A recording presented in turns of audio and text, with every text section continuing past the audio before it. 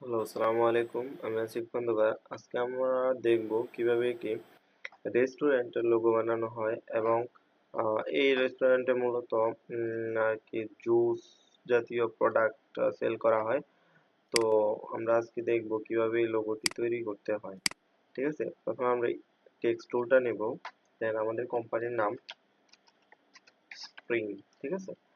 দেন এই কোম্পানির নাম আমরা টেক্সটটা একটু বড় করে নিই, শিফট এবং অল্টার শিফট চেপে। ঠিক আছে? বা এখান থেকে ফন্ট সাইজটা আমরা বৃদ্ধি করে নিতে পারি। দেন আমরা একটি ফন্ট দিই, লাইক প্রচুর বোল্ড রাখি, হেভি বোল্ড। ঠিক আছে? দেন আমরা এটার ফন্ট সাইজটা আমাদের মতো পছন্দ মতো অ্যাকচুয়াল সাইজ করে নিই। দেন আমরা এই টেক্সটটাকে সিলেক্ট করি এবং অবজেক্ট থেকে এক্সপান্ড করে নিই। ঠিক আছে? দেন এক্সপান্ড করার পর আমরা এই অবজেক্ট থেকে এই অবজেক্ট থেকে প্যাথ এবং অফসেট প্যাথ, ঠিক আছে, ক্লিক করব। দেন আমরা প্রিভিউ মোডটা দেখে নিব কেমন হয়। আমরা 1.2 রাখি, 12 রাখি। ঠিক আছে? দেন আমরা ওকে প্রেস করি এবং এই যতটুকু সিলেক্ট করা আছে এখন এটাকে আমরা এখান থেকে ইউনিট করে দিই। ঠিক আছে? ইউনিট করার পর আমরা এডিট থেকে সরি অবজেক্ট থেকে লক এবং সিলেকশন। ঠিক আছে? তাহলে আমাদের এই উপরে যে অবজেক্ট এটা সিলেক্ট হয়ে গেল। ঠিক আছে? দেন আমরা ভিতরে যেই অবজেক্টটাকে আমরা অফসেট সেট করলাম, এটা তো গ্রুপ আছে, তো আমি এটাকে গ্রুপ রাখি। দেন আমি এই কালারটা হোয়াইট দিয়ে দিই, সরি আনগ্রুপ করে নিই। আনগ্রুপ করার পর আমরা এই কালারটা হোয়াইট দিয়ে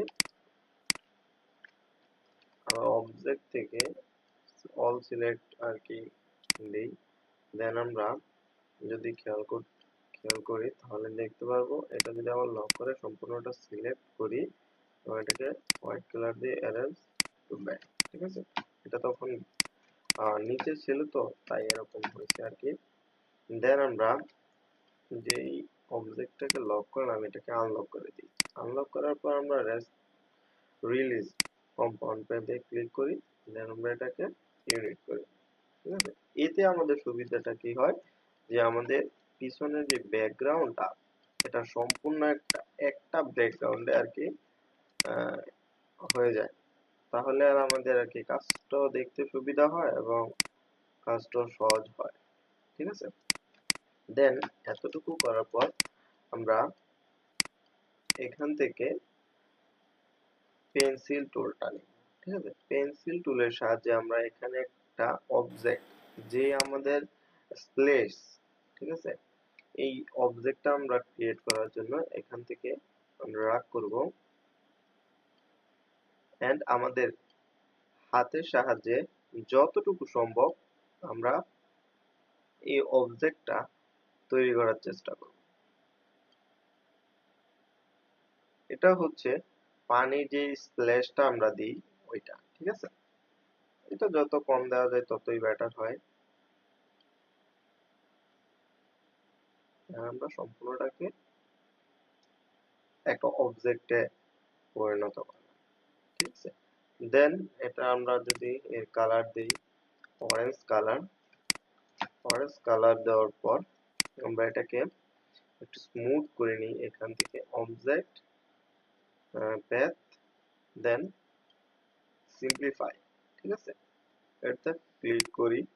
দেন আমরা প্রিভিউ মোডটা অন করে আমরা দেখতে পারি এটা কেমন স্মুথ হয় বা কিরকম হয়। এটা আমরা দেখে আমাদের সাইজ মতো আমরা আহ, দেখেন এখন আগের থেকে অনেকটা স্মুথ হয়েছে। যেহেতু এটা হ্যান্ড ড্র তো আর কি এটা অনেকটা বাজে হতে পারে, ভালো হতে পারে। ঠিক আছে? তো এটা আর কি আমাদের চোখের উপরে এবং হ্যান্ডের উপরে। তো আমরা এটাকে স্মুথ করে নেব।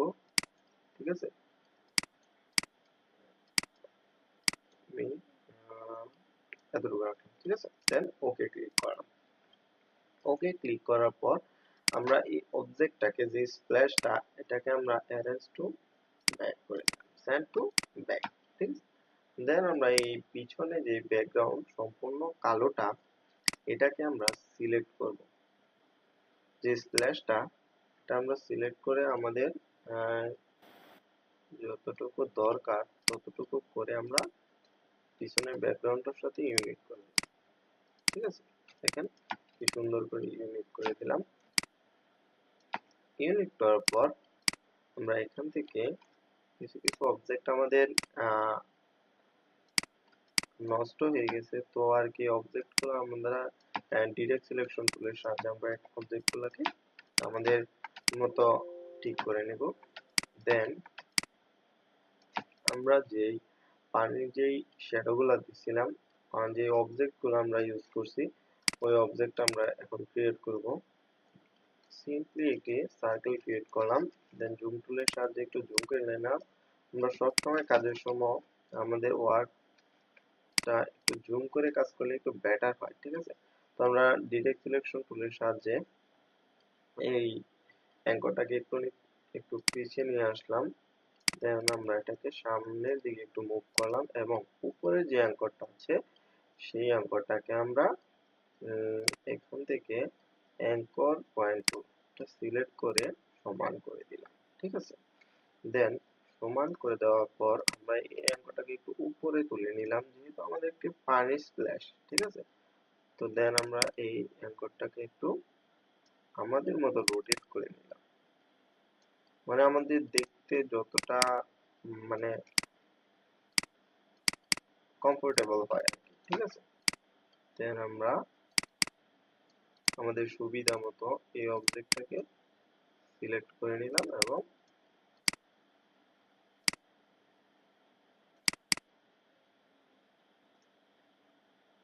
এই শেপটা আমরা তৈরি করে নিলাম। ঠিক আছে, দেন আমরা এই শেপটা তৈরি করার পর আমরা এখান থেকে পেন টুলের সাহায্যে আবার ভিতরে যেই শ্যাডো গুলো আমরা ইউজ করি, সিম্পলি ওই শ্যাডো গুলো আমরা ক্রিয়েট করে নিলাম, বা আমরা যেই পানি স্প্ল্যাশটা তৈরি করলাম এটাকে অফসেট ফেড করে নিতে পারি।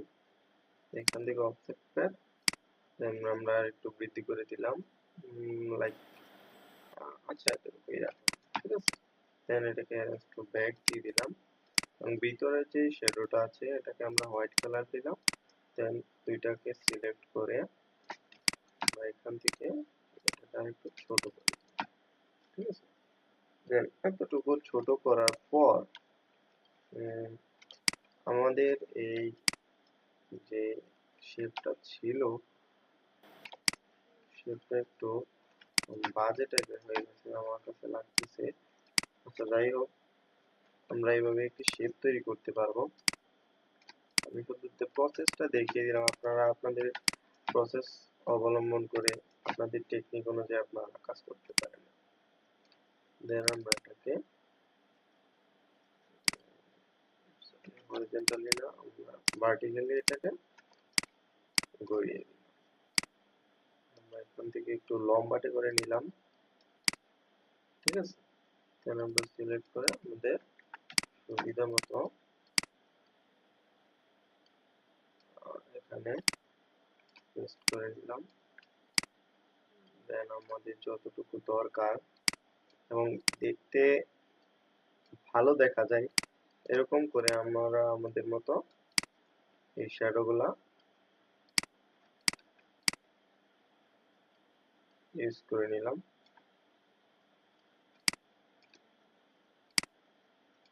ঠিক আছে, দেন এই শ্যাডো গুলা দেওয়ার পর আমি এটাকে নিচে ইউজ করবো।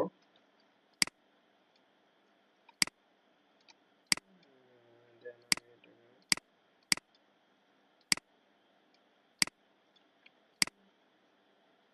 লাইক এরকম ভাবে আমাদের যতটুকু প্রয়োজন আর কি একটি লোগো তৈরি করার জন্য